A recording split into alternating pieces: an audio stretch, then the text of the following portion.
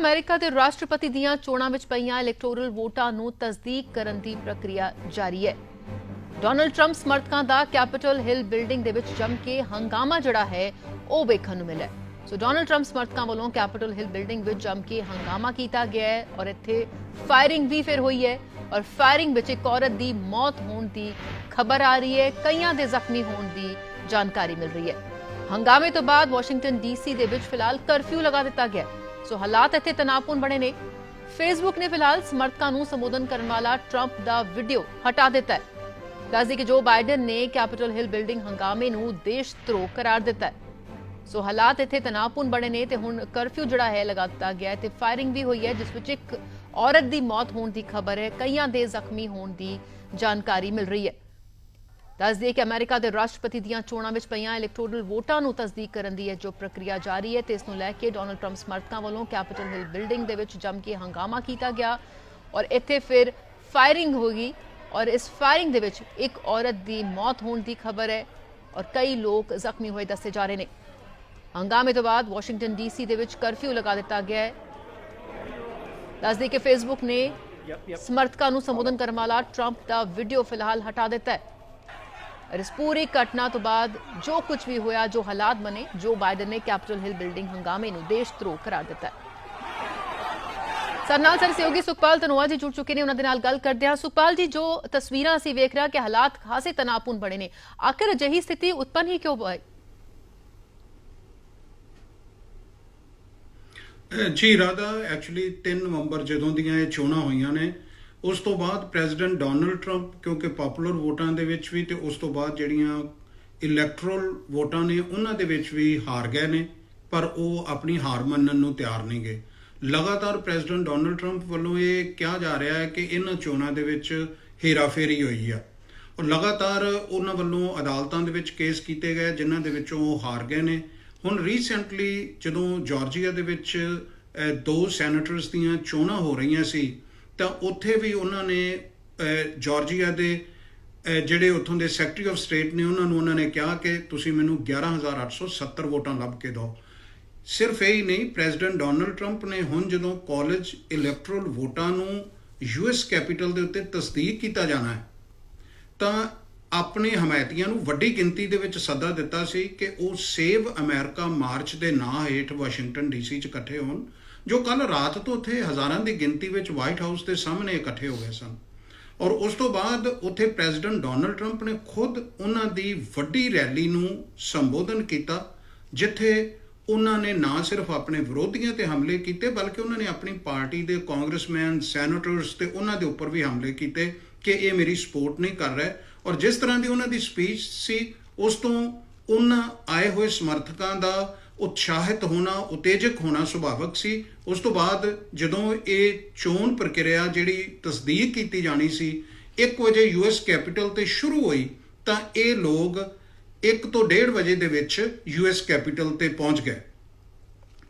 ਮੈਂ ਆਪਣੇ ਦਰਸ਼ਕਾਂ ਨੂੰ ਰਾਧਾ ਇਹ ਦੱਸਣਾ ਚਾਹਾਂਗਾ ਕਿ ਮੈਂ ਵੀ ਉੱਥੇ ਮੌਜੂਦ ਸੀ ਜਦੋਂ ਇਹ ਕੈਪੀਟਲ ਤੇ ਸਾਰਾ ਹੰਗਾਮਾ ਹੋਇਆ ਹੈ ਔਰ ਇਹ ਸਾਰੇ ਦ੍ਰਿਸ਼ ਵੇਖ ਕੇ ਇੰਜ ਲੱਗ ਹੀ ਨਹੀਂ ਸੀ ਰਿਹਾ ਕਿ ਅਸੀਂ ਅਮਰੀਕਾ ਦੇ ਵਿੱਚ ਰਹਿ ਰਹੇ ਹੋਈਏ ਜੀ।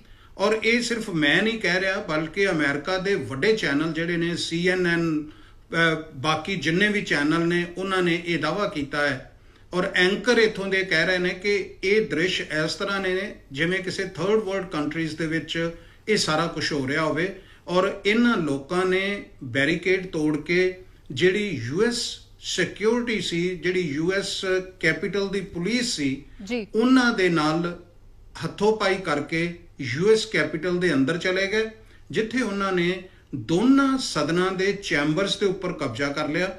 ਵਾਈਸ ਪ੍ਰੈਜ਼ੀਡੈਂਟ ਮਾਈਕ ਪੈਂਸ ਜਿਹੜੇ ਪ੍ਰੈਜ਼ੀਡੈਂਟ ਡੋਨਲਡ ਟਰੰਪ ਦੀ ਆਪਣੀ ਪਾਰਟੀ ਦੇ ਨੇ ਉਹ ਵੀ ਉੱਥੇ ਮੌਜੂਦ ਸਨ। ਉਹਨਾਂ ਨੂੰ ਸੁਰੱਖਿਆ ਕਰਮੀਆਂ ਨੇ ਬੜੀ ਮੁਸ਼ਕਲ ਨਾਲ ਬਾਹਰ ਕੱਢਿਆ। ਇਲੈਕਟਿਡ ਵਾਈਸ ਪ੍ਰੈਜ਼ੀਡੈਂਟ ਕਮਲਾ ਹੈਰਿਸ ਵੀ ਉੱਥੇ ਸਨ, ਉਹਨਾਂ ਨੂੰ ਬਾਹਰ ਕੱਢਿਆ। ਇਹੋ ਜਿਹੇ ਦ੍ਰਿਸ਼ ਵੇਖਣ ਨੂੰ ਮਿਲੇ ਨੇ ਜਿਨ੍ਹਾਂ ਦੇ ਵਿੱਚ ਕਈ ਕਾਂਗਰਸ ਤੇ ਸੈਨੇਟ ਮੈਂਬਰ ਆਪਣੀਆਂ ਕੁਰਸੀਆਂ ਦੇ ਨੀਚੇ ਛੁਪੇ ਹੋਏ ਸਨ। ਸੋ ਦ੍ਰਿਸ਼ ਬਹੁਤ ਹੀ ਨਿਰਾਸ਼ ਕਰਨ ਵਾਲੇ ਨੇ। ਇੱਥੋਂ ਦੀ ਲੀਡਰਸ਼ਿਪ ਨੇ ਇਹਨਾਂ ਸਾਰੀਆਂ ਘਟਨਾਵਾਂ ਨੂੰ ਖਾਸ ਕਰਕੇ ਅਮਰੀਕਾ ਦੇ ਵਿੱਚ ਇਸ ਦਿਨ ਨੂੰ ਇੱਕ ਕਾਲਾ ਦਿਨ ਕਿਹਾ ਹੈ ਔਰ ਪ੍ਰੈਜ਼ੀਡੈਂਟ ਟਰੰਪ ਦੀ ਆਪਣੀ ਪਾਰਟੀ ਤੇ ਉਹਨਾਂ ਦੇ ਵਿਰੋਧੀਆਂ ਵੱਲੋਂ ਪ੍ਰੈਜ਼ੀਡੈਂਟ ਟਰੰਪ ਦੀ ਇਸ ਸਾਰੀ ਕਾਰਵਾਈ ਦੀ ਕਰੜੀ ਨਿੰਦਾ ਕੀਤੀ ਜਾ ਬਿਲਕੁਲ ਰਹੀ ਹੈ। ਜਿਸ ਤਰ੍ਹਾਂ ਦੇ ਹਾਲਾਤ White House ਸੁਖਪਾਲ ਦੇ- ਜੀ ਦੇਖਣ ਨੂੰ ਮਿਲਦੇ ਨੇ ਔਰ ਇਹ ਸ਼ਾਇਦ ਆਪਣੇ ਆਪ 'ਚ ਬਹੁਤ ਘੱਟ ਹੀ ਸ਼ਾਇਦ ਅਮਰੀਕਾ 'ਚ ਅਜਿਹੀ ਤਸਵੀਰ ਵੇਖਣ ਨੂੰ, ਇੱਕ ਹਾਸੋਹੀਣੀ ਸਥਿਤੀ ਅਮਰੀਕਾ ਆਪਣੇ ਲਈ ਬਣਾ ਲਈ ਹੈ ਜਿਸ ਤਰ੍ਹਾਂ ਦੇ ਨਾਲ ਪੂਰੇ ਦੁਨੀਆ ਨੂੰ ਆਖਿਰ ਕੀ ਮੈਸੇਜ ਆਏਗਾ। ਲੇਕਿਨ ਹੁਣ ਜੋ ਹਾਲਾਤ ਬਣੇ ਨੇ, ਕਰਫਿਊ ਇੱਥੇ ਲਗਾਇਆ ਗਿਆ ਹੈ, ਅਗਾਂਹ ਦੇ ਲਈ ਕੀ? ਅਗਾਂਹ ਰਾਧਾ ਇਸ ਵੇਲੇ ਦੋਨਾਂ ਸਦਨਾਂ ਦੇ ਵਿੱਚ ਜਿਹੜੀ ਕਾਰਵਾਈ ਕਾਊਂਟਿੰਗ ਹੋਣੀ ਸੀ, ਆਫੀਸ਼ੀਅਲੀ ਡਿਕਲੇਅਰ ਕੀਤਾ ਜਾਣਾ ਆ ਪ੍ਰੈਜ਼ੀਡੈਂਟ ਇਲੈਕਟ ਜੋ ਬਾਈਡਨ ਨੂੰ ਇੱਥੋਂ ਦੇ ਪ੍ਰੈਜ਼ੀਡੈਂਟ ਲਈ ਤੇ ਵਾਈਸ ਪ੍ਰੈਜ਼ੀਡੈਂਟ ਕਮਲਾ ਹੈਰਿਸ ਨੂੰ ਇੱਥੋਂ ਦੇ ਵਾਈਸ ਪ੍ਰੈਜ਼ੀਡੈਂਟ ਲਈ, ਉਹਦੀ ਪ੍ਰਕਿਰਿਆ ਦੇ ਵਿੱਚ ਵਿਘਨ ਪੈ ਗਿਆ ਸੀ। ਉਹ ਹੁਣ ਦੁਬਾਰਾ ਅਮਰੀਕਾ ਦੇ ਟਾਈਮ ਦੇ ਹਿਸਾਬ ਨਾਲ 8 ਵਜੇ ਸ਼ੁਰੂ ਹੋ ਗਈ ਹੈ ਔਰ ਇਹ ਪ੍ਰਕਿਰਿਆ ਮੁਕੰਮਲ ਹੋਣ ਦੇ ਨਾਲ ਜਿਹੜੀ ਲੀਡਰਸ਼ਿਪ ਵੱਲੋਂ, ਇੱਥੋਂ ਦੇ ਮੀਡੀਆ ਵੱਲੋਂ ਤੇ ਲੋਕਾਂ ਵੱਲੋਂ ਕਾਲ ਦਿੱਤੀ ਜਾ ਰਹੀ ਆ ਕਿ ਪ੍ਰੈਜ਼ੀਡੈਂਟ ਡੋਨਲਡ ਟਰੰਪ ਅਜੇ 2 ਹੋਰ ਹਫ਼ਤਿਆਂ ਲਈ ਅਮਰੀਕਾ ਦੇ ਪ੍ਰੈਜ਼ੀਡੈਂਟ ਨੇ, ਇਹਨਾਂ ਨੂੰ ਇਸ ਤੋਂ ਪਹਿਲਾਂ ਜਿਹੜੀ ਉਹਨਾਂ ਦੀ ਕੈਬਨਿਟ ਆ ਉਹਦੇ ਵੱਲੋਂ ਫੈਸਲਾ ਲੈ ਕੇ ਇਹਨਾਂ ਨੂੰ ਉਤਾਰ ਦਿੱਤਾ ਜਾਣਾ ਚਾਹੀਦਾ ਹੈ, ਕਿਉਂਕਿ ਮਾਈਕ ਪੈਂਸ ਜਿਹੜੇ ਨੇ ਉਹ ਵੀ ਇਹਨਾਂ ਦੇ ਨਾਲ ਕਾਫੀ ਖਫਾ ਨੇ ਔਰ ਉਹਨਾਂ ਨੂੰ ਇਹਨਾਂ ਨੇ ਕਿਹਾ ਸੀ ਕਿ ਤੁਸੀਂ ਇਹ ਸਾਰੇ ਨਤੀਜੇ ਉਲਟਾਉਣ ਲਈ ਕੋਸ਼ਿਸ਼ਾਂ ਕਰੋ, ਪਰ ਉਹਨਾਂ ਨੇ ਇੱਕ ਚਿੱਠੀ ਲਿਖ ਕੇ ਰਿਫਿਊਜ਼ ਕਰ ਦਿੱਤਾ ਸੀ। ਇਸੇ ਤਰ੍ਹਾਂ ਹੀ ਇਹਨਾਂ ਦੀ ਪਾਰਟੀ ਦੇ ਜਿਹੜੇ ਸੈਨੇਟ ਦੇ ਵਿੱਚ ਮੈਜੋਰਟੀ ਲੀਡਰ ਨੇ ਮਿਚ ਮੈਕੋਨਲ, ਉਹਨਾਂ ਨੇ ਵੀ ਅੱਜ ਕਾਫੀ ਇਸ ਗੱਲ ਦੀ ਨਿੰਦਾ ਕੀਤੀ ਹੈ। ਆਉਂਦੇ ਦਿਨਾਂ ਦੇ ਵਿੱਚ ਯੂਐਸ ਕਾਂਗਰਸ ਤੇ ਇਹਨਾਂ ਦੀ ਕੈਬਨਿਟ ਦੇ ਵਿੱਚ ਕਾਫੀ ਵੱਡੇ ਫੈਸਲੇ ਲਏ ਜਾ ਸਕਦੇ ਨੇ ਤਾਂ ਕਿ ਪ੍ਰੈਜ਼ੀਡੈਂਟ ਟਰੰਪ ਦੀਆਂ ਸ਼ਕਤੀਆਂ ਨੂੰ ਸੀਮਤ ਕੀਤਾ ਜਾ ਸਕੇ। ਜੀ ਰਾਜ ਬਿਲਕੁਲ, ਔਰ ਜਿਸ ਤਰ੍ਹਾਂ ਨਾਲ ਡੋਨਲਡ ਟਰੰਪ ਇੰਨੇ ਜ਼ਿਆਦਾ ਡੈਸਪਰੇਟ ਰਹੇ ਨੇ ਕਿ ਕਿਸੇ ਨਾ ਕਿਸੇ ਤਰ੍ਹਾਂ ਉਹ ਜਿੱਤ ਜਿਹੜੀ ਹੈ ਆਪਣੇ ਨਾ ਕਰ ਸਕਣ, ਇਸ ਦੇ ਲਈ ਜੋ ਹਾਲਾਤ ਪੈਦਾ ਹੋਏ ਨੇ, ਯਕੀਨਨ ਉਹ ਇੱਕ ਹਾਸੋਹੀਣੀ ਸਥਿਤੀ ਜਿਹੜੀ ਹੈ ਨਾ ਸਿਰਫ ਉਹਨਾਂ ਦੇ ਲਈ, ਅਮਰੀਕਾ ਦੇ ਲਈ, ਉਹਨਾਂ ਦੇ ਸਮਰਥਕਾਂ ਤੇ। ਸੋ ਹੁਣ ਕਿਸ ਤਰ੍ਹਾਂ ਦਾ ਕੋਈ ਐਕਸ਼ਨ ਅੱਗੇ ਜਿਹੜਾ ਹੈ ਠੋਸ ਲਿਆ ਜਾ ਰਿਹਾ? ਬਿਲਕੁਲ, ਜਿਵੇਂ ਮੈਂ ਦੱਸਿਆ ਹੈ ਕਿ ਜਿਹੜੇ ਵਿਦਨ ਦਾ ਪਾਰਟੀ, ਕਿਉਂਕਿ ਯੂਐਸ ਕਾਂਗਰਸ ਦੇ ਵਿੱਚ ਖਾਸ ਕਰਕੇ ਕੈਪੀਟਲ ਦੇ ਉੱਪਰ ਜਿਸ ਤਰ੍ਹਾਂ ਦਾ ਇਹ ਸਾਰਾ ਘਟਨਾਕ੍ਰਮ ਹੋਇਆ ਹੈ, ਇਸ ਉੱਥੇ ਗੋਲੀ ਚਲਾਉਣੀ ਪਈ ਹੈ, ਪਰ ਇਹ ਅਜੇ ਤੱਕ ਕਲੀਅਰ ਨਹੀਂ ਹੋਇਆ ਕਿ ਗੋਲੀ ਕਿਸ ਪਾਸਿਓਂ ਚੱਲੀ ਸੀ।